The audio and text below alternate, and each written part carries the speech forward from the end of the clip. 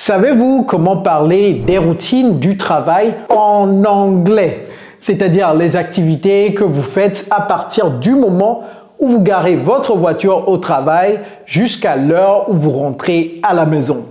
Eh bien, c'est le sujet de la conversation d'aujourd'hui. Après avoir regardé cette vidéo, vous apprendrez énormément de vocabulaire très utile qu'on utilise tous les jours pour décrire ce qu'on fait au travail. Alors, à vos carnets de notes, ready? Let's go!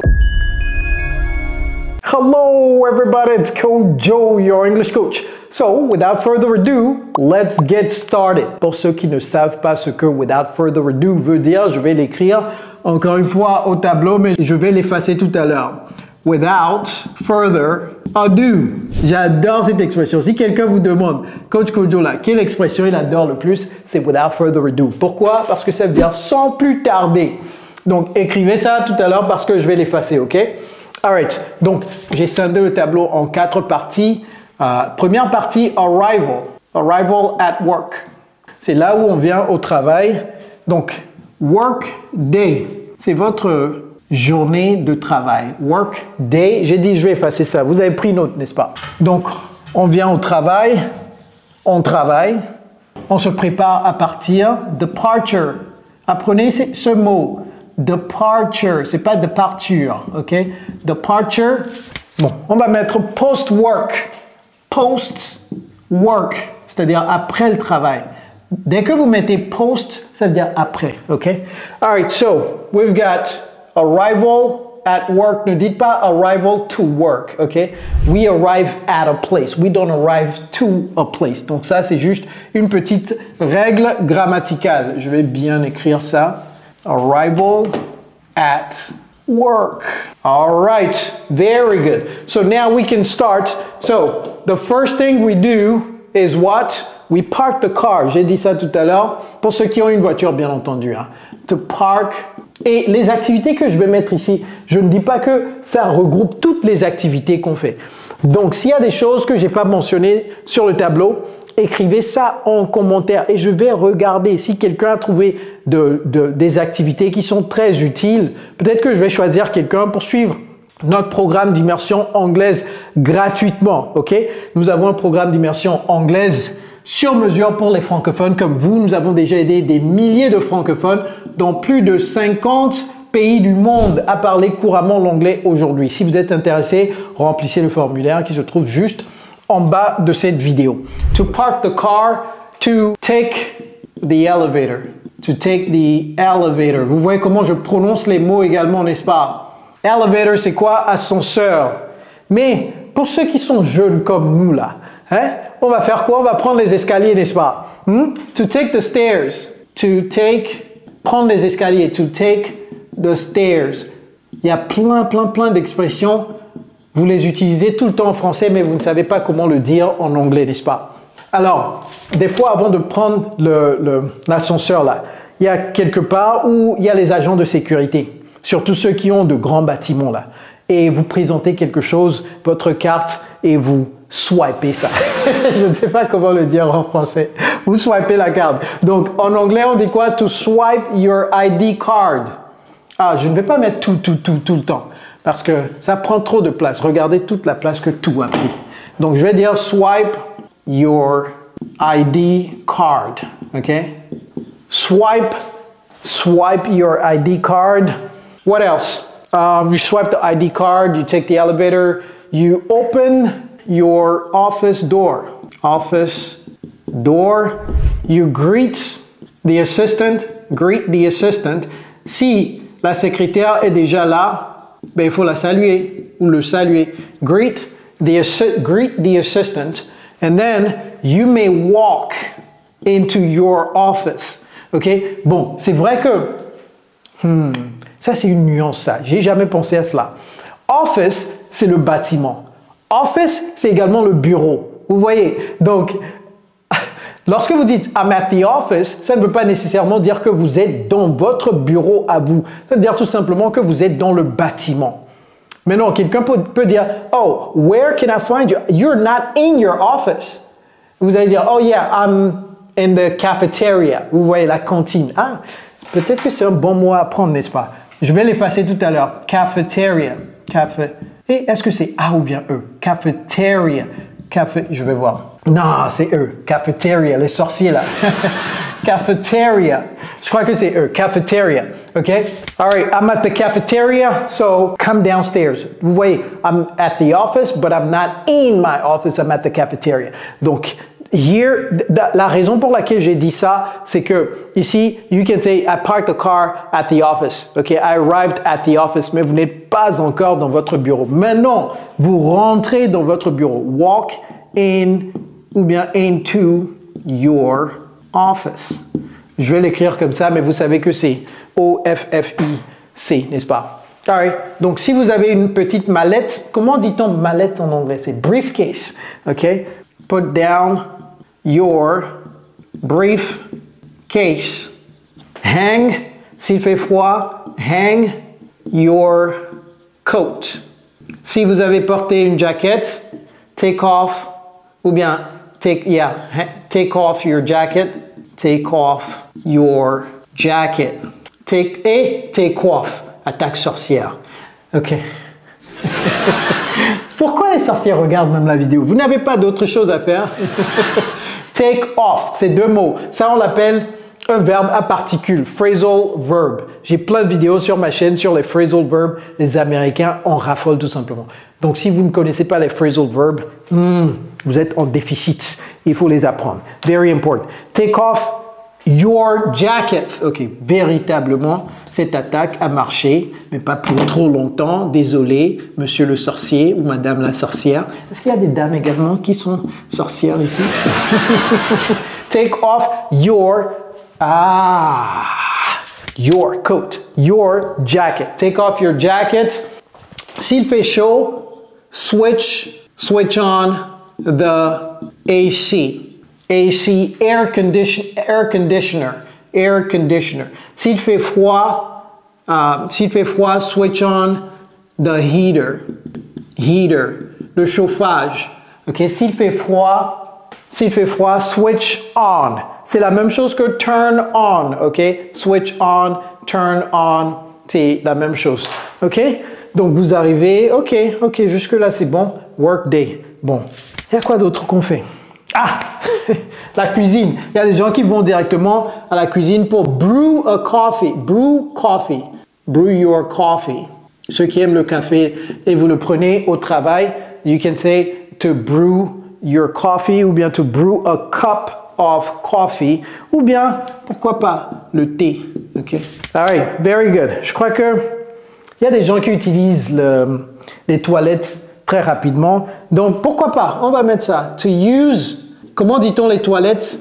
La façon la plus diplomatique de dire les toilettes, utiliser les toilettes en anglais, c'est bathroom. Ne dites pas toilet parce que ça a une connotation négative. Lorsque vous dites to go to the toilet, les gens pensent que vous êtes allé là-bas pour, vous voyez, pour donner naissance à quelque chose. Ouais, donc, et il ne faut pas utiliser toilet, utilisez bathroom. Bathroom, c'est classe. On ne sait pas si vous êtes allé là-bas pour vous débarbouiller, pour peut-être mettre vos make-up, pour faire quelque chose. Mais si vous dites toilette, les gens vont dire « Oh, il est parti » ou bien « Elle est partie chier ». Vous voyez, je ne sais pas pourquoi, mais en anglais, il y a certaines petites nuances comme ça. Peut-être que je vais faire une vidéo un jour sur les nuances importantes en anglais à savoir. All right. OK. Donc, to use the bathroom. Je crois qu'on a assez de choses ici, n'est-ce pas? All right. So, workday. On va commencer workday avec turn on the computer. Bien sûr. To turn on the computer. Turn on the computer. OK? Allumer. Vous voyez, j'ai dit switch on ici pour ne pas répéter. OK? Mais vous pouvez dire to switch on the computer également. To check your emails. Ou bien check your inbox. Ah, je vais mettre inbox parce que tout le monde connaît email, mais c'est pas tout le monde qui connaît inbox. Check your inbox for mails. Answer your voicemails. S'il y a des messages sur votre téléphone, answer your voicemail. C'est pas nécessairement chronologiquement que je fais ces activités, hein, parce que je dis toujours que l'activité première à faire les matins, c'est pas les emails. Les emails, c'est des choses. vous ne confondez jamais mouvement et progrès. Vous comprenez? Il y a des gens qui font plein de mouvements au travail, qui pensent qu'ils font du progrès. Non, les emails ne comptent pas dans le progrès. Les emails, les gens adorent checker les emails parce qu'on n'utilise pas trop le cerveau pour le faire. Le travail qu'il faut faire lorsque vous venez au boulot, le premier travail qu'il faut faire, c'est le travail le plus difficile. Allez lire ce livre, Eat the Frog. Eat the Frog, ça veut dire essentiellement quoi? Manger le crapaud, ok? C'est-à-dire faites la chose que vous désirez le moins. C'est ça qu'il faut faire. La première activité qu'il faut faire, c'est la chose la plus importante et bien évidemment que vous désirez faire le moins. C'est ça qu'il faut faire en premier. Donc encore une fois, c'est pas nécessairement chronologique ces activités que je suis en train de vous donner. Alright, review tasks for the day. That means check the things that you need to do. Okay, you need to review them. Workday, during the day, you attend meetings. OK, donc participer à des réunions, c'est to attend meetings. To attend meetings. Il y a quoi d'autre? To work on projects. To work on projects. Ou bien to work on tasks. OK, ça peut être task également. To work on projects ou bien to work on tasks. Prendre une pause. Comment dire prendre une pause en anglais? Ce n'est pas to take a rest. J'entends très souvent cela. Ne dites pas to take a rest, c'est to take a break. Take a break. To take a break. Alors, prendre du repos, il y a rest dedans, mais ce n'est pas to take a rest. C'est to get some rest. Prendre du repos, to get, obtenir du repos, to get some rest, ou bien tout simplement to rest, ok? To collaborate with colleagues, Vous voyez comment je prononce les choses, hein? C'est très important. C'est pas qu'un cours de vocabulaire, un cours de prononciation également. To collaborate with colleagues, to answer your voicemail, answer the phone, vous voyez, answer the phone. Donc, attend ici, vous pouvez dire attend a client meeting, attend an office meeting, attend Monday morning meeting. Il y a des gens qui font des réunions le lundi matin. Monday morning meeting. To go to lunch. To go to lunch. To go to lunch ou bien to go to the cafeteria. Il y a des gens qui préfèrent juste aller en bas pour prendre leur déjeuner. To get on a Zoom call. To get on a Zoom call. Wow, vous avez maintenant tellement de vocabulaire pour décrire ce que vous faites au travail, n'est-ce pas? To get on a Zoom call, to get on a Teams call, tout ce qui est ici, remplacer ça. Si c'est Teams, ne dites pas Zoom. Il y a des gens qui bûchent littéralement les choses. Donc, to go to lunch, je viens de me rappeler quelque chose. Vous pouvez avoir un déjeuner client avec un client, n'est-ce pas? Donc, ici, vous pouvez dire to attend lunch meetings. OK? Donc, c'est lunch et meetings en même temps. To attend a lunch meeting. Donc, on va dire a lunch. Vous voyez comment je prononce ça? Je n'ai pas dit lunch, c'est lunch. Lunch meeting. To attend a lunch meeting. Quoi d'autre? Il y a des fois quelques formations qu'on fait en interne. To attend a training. To attend a training ou bien vous pouvez ajouter meeting. Okay? To attend a training meeting ou bien to attend a training session. Comme on a mis meeting déjà, on va mettre session. Training session. To attend a training session.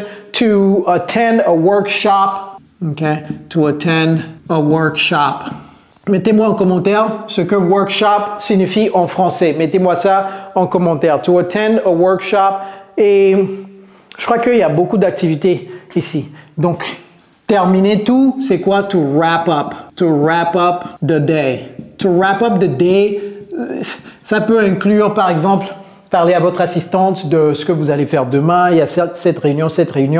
Parler à quelques collègues de ceci. OK, demain, on va faire ça, etc. To wrap up everything. All right? Good. To arrive at work day, departure. Departure, qu'est-ce qu'il y a là-bas? Departure, si votre ordinateur, vous l'allumez et le fermez tous les jours. Donc, vous allez dire to turn off your computer. turn off your computer, okay? Turn off your computer. To pack, je vais vous apprendre un mot ici. To pack your belongings. Wow, ce mot-là. Les anglophones adorent ce mot. C'est vos effets ou bien vos affaires, ok? Vos effets ou bien vos affaires. Vous avez remarqué que ici on a dit hang your coat ou bien take off your jacket. Donc ici on va dire quoi? Prendre le manteau ou bien prendre la jaquette, c'est quoi? To grab your coat ou bien your jacket. Grab your coat, grab your jacket. Vous pouvez même dire grab your briefcase, n'est-ce pas? And then say goodbye to your colleagues. Say, si vous n'êtes pas la dernière personne à partir, you need to say goodbye. J'ai pas dit goodbye, ok? C'est pas good. C'est pas good. Il y a des gens vraiment, quand j'entends, je dis, mais est-ce que vous faites au moins un petit effort? Pas vous, vous faites des efforts. Mais vos amis là, il faut leur dire, faites un petit effort parce que il y a des gens qui disent, oh, moi je ne veux pas parler l'anglais comme les Américains. Ok, il n'y a pas de problème. Mais si vous parlez l'anglais dans un accent qu'ils ne comprennent pas, ça veut dire que vous parlez chinois. Vous comprenez? Donc faites un minimum d'efforts. C'est pas goodbye, c'est goodbye. Ok, goodbye. Say goodbye to your colleagues. Ça c'est colleagues, ok? Parce que je l'ai déjà écrit là-bas. J'ai écrit ça là-bas. Je ne veux pas aller à la ligne. Say goodbye to your colleagues and then you can walk out of the office. You see, walk into your office, mais non, to walk out. Walk out of the office. Encore une fois, ça c'est une contraction. Hein. C'est un acronyme. Non, c'est pas un acronyme, c'est une contraction. Office. All right. Take the elevator. Take the elevator. Ou bien take the stairs. Donc, c'est la même chose. Take. OK, je vais ajouter quelque chose pour vous. Take the elevator down. Ah, j'ai ajouté quelque chose, n'est-ce pas? Take the elevator down. Take the elevator down. La direction. Vous voyez, to take it down. Take the elevator down and then you exit the building. OK, on va mettre swipe encore. Swipe your ID. Donc, vous pouvez soit dire ID card ou bien ID, exit the building, exit. Ça, c'est un verbe qu'il faut commencer à utiliser, ok? Exit the building, ou bien vous pouvez dire leave the building. Leave the building, ou bien vous pouvez également dire go to the parking lot. Au lieu de go, je vais vous apprendre quelque chose. Wow, je viens d'y penser. C'est quoi? C'est head. Oui, je sais que head, c'est la tête, mais ça s'utilise également comme un verbe. Ça veut dire aller en direction de head to the parking lot. Là où les voitures sont garées, c'est parking lot. Mais non, si c'est un garage, c'est-à-dire il y a des étages, on appelle ça quoi? Parking garage. OK? Mais si vous dites parking lot, c'est déjà bon. Vous apprenez énormément, n'est-ce pas? Parking garage. Head to the parking garage. All right. Maintenant, post-work. Post-work, on peut avoir quoi là-bas? Des fois, vous partez, mais vous ne rentrez pas directement. Et attention, je ne dis pas que vous allez voir votre deuxième journée. Moi, je dis vous ne rentrez pas directement. Ça veut dire quoi? Ça veut dire que peut-être vous allez prendre un pot avec vos collègues, n'est-ce pas? All right? Ne venez pas dire, Coach Kojo nous a dit que on peut aller faire quelque chose avant de rentrer. Non, non, non, non. Get drinks. You can get drinks with colleagues. Ça, c'est post-work. Get drinks, on ne sait jamais. Donc, il faut que je sois très précis dans ce que je dis. Get drinks with colleagues. Apprenez comment dire ce mot, hein, parce que j'entends très souvent les gens dire collègue, collègue. Non, c'est pas collègue. Encore une fois, nous avons un programme d'immersion anglaise. Nous vous aidons également avec la prononciation. C'est pourquoi c'est très important. Si vous voulez améliorer votre niveau d'anglais, cliquez sur le lien qu'il y a en bas de cette vidéo. All right? Go to a client, quoi? A client dinner. Ce n'est plus lunch, c'est dinner. Go to a client dinner. Des fois, il y a des clients, vous avez une petite réunion dîner avec ces clients-là. OK? Walk to the car. Walk to, ou bien walk back. Vous pouvez également utiliser la préposition back. Unlock. Unlock the car. Unlock the car. Start the car to start. Vroom, vroom, vroom. c'est to start. OK? Start the car. Est-ce que la voiture, ça fait ce bruit-là? Start the car. OK? Unlock the car, start the car. Et entre unlock et start, il y a enter. Enter, vous pouvez mettre enter the car. Vous pouvez adjust the seat of the car ou bien the mirror. Adjust the mirror. Rétroviseur, c'est quoi? Rétroviseur. Rear view mirror. Rétroviseur. Okay, put on your seat belt. Very important. You always need to put on your seat belt. Okay, to put on your seat belt. All right, to start the car. And what do after you start the car? You head home. You head home. Mais je veux mettre quelque chose ici d'abord. Listen to an audiobook. Alors, pourquoi je dis ça? Parce qu'il y a beaucoup de gens qui conduisent, qui sont dans des embouteillages, surtout dans les grandes villes comme Abidjan ou Paris, etc. Vous conduisez pendant 45 minutes, voire 1 heure de temps, 1h30 des fois, et vous n'écoutez que de la musique. Chaque jour, 300 jours ou bien 250 jours dans l'année, vous écoutez de la musique. 1 heure en allant au travail, 1 heure en rentrant. Ça fait 500 heures. 500 heures. Je vais faire un calcul. J'ai besoin de faire un calcul tout de suite parce que j'ai jamais fait ce calcul. 500 heures. Ok, vous êtes au travail 8 heures de temps, n'est-ce pas? 500 heures divisé par 8. 62,5 jours de l'année. 62,5 jours de l'année, vous écoutez de la musique. Oh my God! Je n'ai jamais fait ce calcul. 62 jours de l'année, vous écoutez de la musique. Jours ouvrables, j'ai divisé par 8. Je n'ai pas divisé par 24. J'ai divisé par 8. 62 jours de l'année, vous écoutez. Ces 62 jours-là, vous pouvez lire des livres en allant, en rentrant, en allant, en rentrant. Si ça vous prend 8 heures de temps pour écouter un livre, généralement les livres c'est quoi? C'est 6 heures de temps. Donc, disons 6. 62 divisé par 6, ça fait 10 livres que vous allez lire dans l'année. En voiture seulement, en voiture. Je ne compte pas les samedis et les dimanches où vous êtes calme à la maison. Vous pouvez lire un livre le samedi et le dimanche. Vous voyez? Donc, il y a combien de samedis et dimanches dans l'année? Il y en a combien? 50, n'est-ce pas? Donc, ça fait 10 plus 50. Vous pouvez lire 60 livres dans l'année. You see what I'm saying? So, this is very important. Listen to an audiobook. J'avais pas pensé à ça.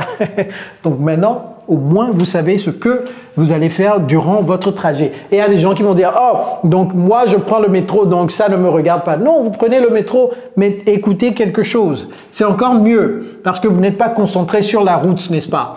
And then, head home. Allez directement à la maison, tout le monde. Hein? Ne faites pas un crochet chez elle. Ou bien un crochet chez lui. Un crochet chez lui. Chaque fois que ma langue est liée comme ça, je fais un exercice. Natacha a perdu son chat Pacha. Ceci fâcha Sacha qui chassa Natacha. Natacha a perdu son chat Pacha. Ceci fâcha Sacha qui chassa Natacha. Voilà. Donc, OK. Head home. Ne dites pas to head to home. C'est head home. Wow. Prenez une capture écran très rapidement tout le monde. Take a screenshot. These are routines, activities that you can start using in English when you speak. Et si vous êtes frustré parce que vous traduisez tout le temps du français en anglais, ne vous inquiétez plus.